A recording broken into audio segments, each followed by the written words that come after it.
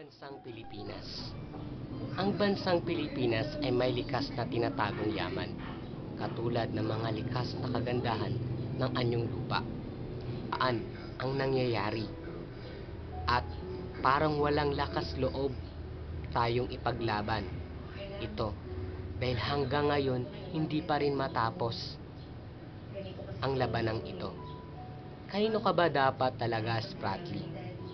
Kung nakakapagsalita ka lamang, edi sana matatapos na adidwaang ito.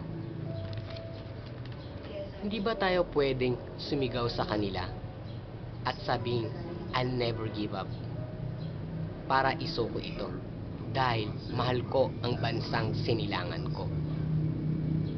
Bakit ganun? Hinayaan na lang natin sila at parang sila pa ang boss natin. O parang malakas na uri ng tao na palaging nasa itaas at tayo naman ang nasa ilalim. Porkit malakas ba sila? Hindi ba pwedeng tayo naman ang maging malakas? Para tayo naman ang katakutan at sabing hindi pala basta-basta ang mga Pilipino. Ayaw ko na at suko na ako. Maraming salamat po.